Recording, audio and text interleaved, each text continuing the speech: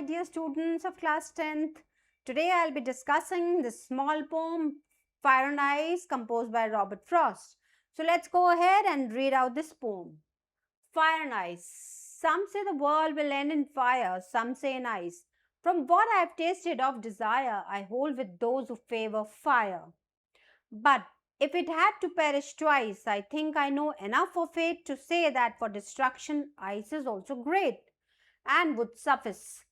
So this poem by Robert Frost, it is holding a view that the possible destruction or of the possible way the earth will be doomed will be because of either fire or ice. So the poet here is discussing the two ways in which the earth will meet its end, literally and symbolically. So literally in a way that, the scientists, there is a group of scientists who is or who are in the in a in a way they are advocating this theory that the world will meet its end in the form of fire, because there is constant rise in temperature, there is a lot of global warming issues, and the earth will come to end by scorching, by boiling, and it will probably meet its end in a way that it will be destroyed by fire. And the other group of scientists, they have a theory that ice age will be the cause of destruction, because everything will be frozen. The elements which are holding life inside them will be frozen to death. Like so, obviously, the earth will meet its end. And symbolically, the poet is trying to say here is that fire, he is relating fire to the human emotions of anger, of greed, of lust, and of all these emotions which are highly destructive like fire. They spread like wildfire before if they are not checked, and they are potent to destroy the world. Some say the world will end in fire, some say in ice. From what I've tasted of desire, I hold with those who favor fire.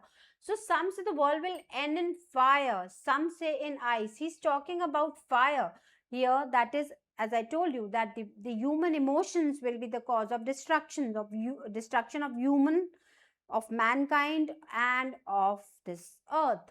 The human emotions of greed, of cruelty, of brutality, these emotions will lead to the destruction of mankind.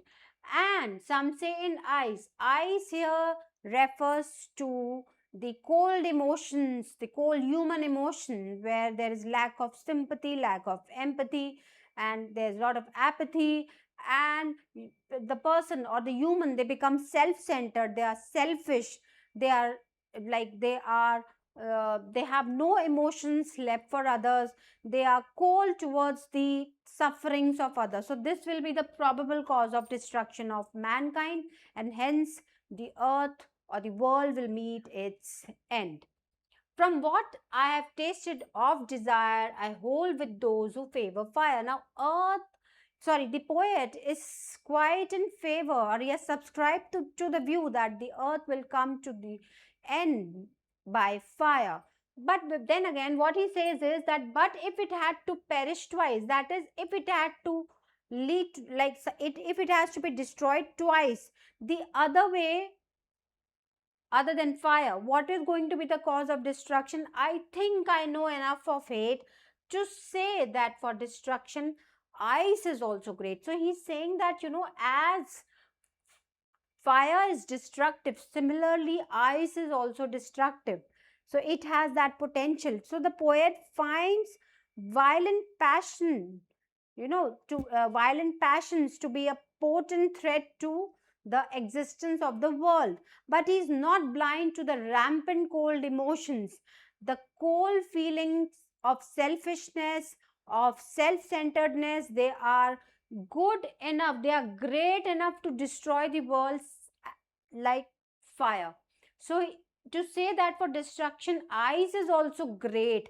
He is using this adjective great, which is otherwise used in a very positive way most of the times, that when you want to elevate somebody's stature in a great, in a positive way. But here it is used for being as good as fire in the destructive quality. So here he is using that ice is also, and would suffice means ice is also as sufficient as fire to destroy the world. It has that same potency to destroy the world. So I hope I'm quite clear with the explanation. So now moving ahead with the figure of speech, let's go ahead and discuss. First figure of speech, as we see, some say the world will end in fire. It is alliteration, sir, here, and were, right? So this is what is alliteration, when there is a repetition of consonants.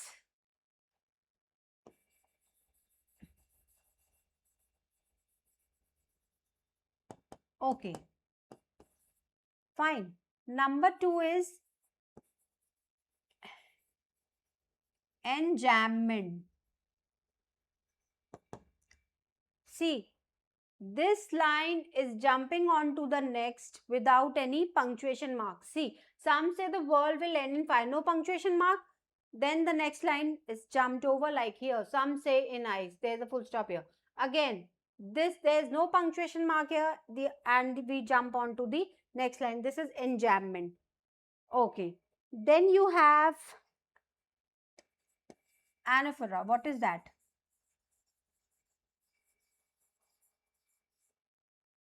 Here, the words used, it's a group of words which are used repetitively in the beginning of the sentence. See, some say, so this is anaphora.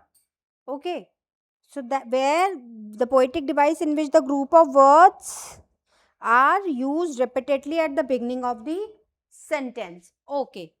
Then you have symbolism. Why symbolism?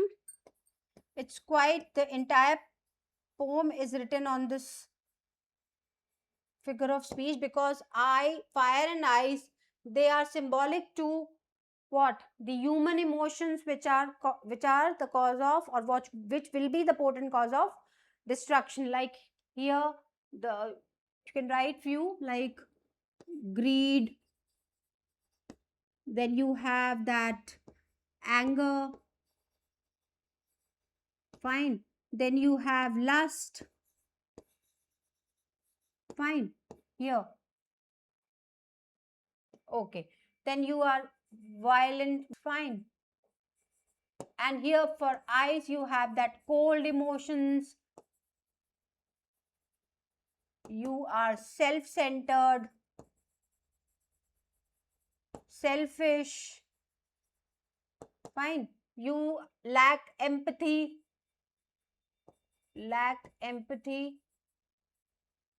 and sympathy, fine. So all these emotions, they will be the potent cause of destruction. This is symbolism. Then you have the next is imagery. When you read this poem, you get the imagination of world being destroyed by either fire or ice. You go line by line and all these images will come to your mind. So these are the figure of speeches. And yes, I've left one, assonance. What is assonance?